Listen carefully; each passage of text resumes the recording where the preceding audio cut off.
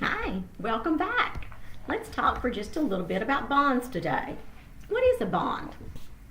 Okay, we talked about it being like a CD at the bank. So we're actually loaning someone our money.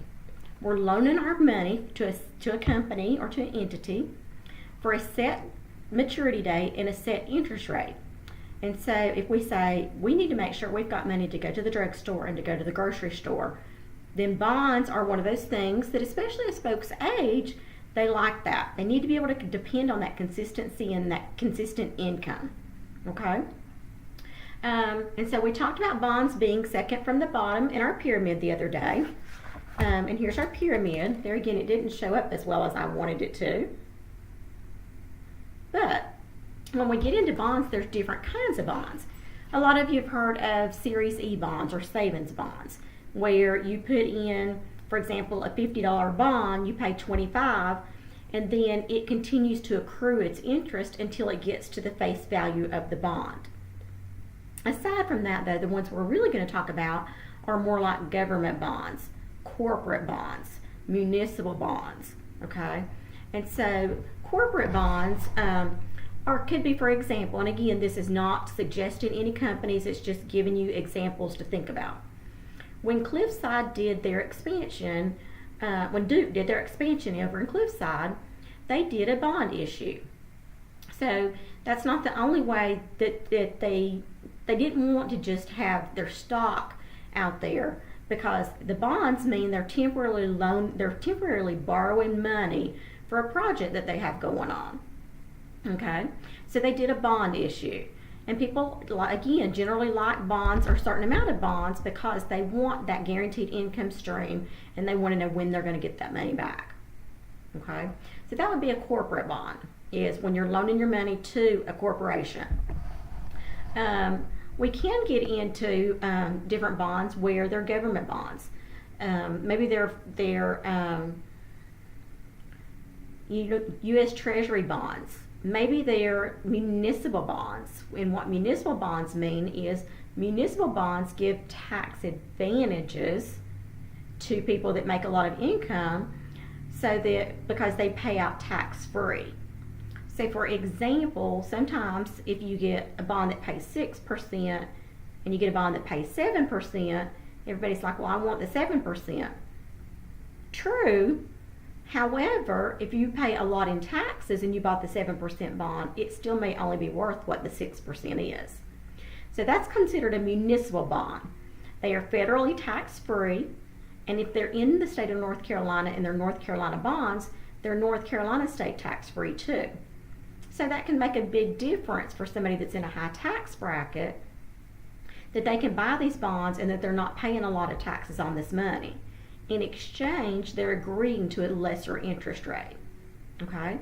Municipal bonds are how we build schools, how we build hospitals, how we build roads. Okay? So municipal bonds have to do with municipalities. So all these things are very important, but it's just how does the money come about for things like that. So if clients, you are interested in buying government bonds or municipal bonds or anything like that, it's just interesting. It's important for you to know what's available, what's out there. You know, maybe stocks scare me, and maybe it's because I don't understand, but I don't really understand anything else that's out there either. So my money in my bank is paying half of 1%, and I know it's safe. Well, it's not keeping up with inflation, and so there's a certain amount of safety, but there's other ways that you can check into other ideas that are not crazy roll the dice stuff with your money. Okay? And so when you're buying bonds, you can buy short-term maturity dates. You know, you may buy them where they're not going to keep your money more than 5 years. You might say, I'm going to need income for a long time. It's a really good rate on a bond. They want to keep my money 20 years, that's fine. If something happens to me before they pay all my interest out to me, then that bond still goes to my beneficiaries when I'm gone. Okay? And so that's one of the topics about getting into bonds. The next thing, I guess, would be the pluses and the minuses of bonds are when you buy a bond, an individual bond, it's going to give you a set maturity date and a set interest rate. Okay? So you'll know how long you can count on the specific income off of that investment. And so if you say, well, I want to keep it for 20 years, that's fine. If the bond says I'm going to pay you 4% per year and it doesn't mature till 2030, say for example, then you know that you're going to earn that percentage until that bond matures. Okay? They are liquid. If something were to come up and you had bonds and you said, I need money, we would need to find out what could we get for those bonds to sell them. Okay? And what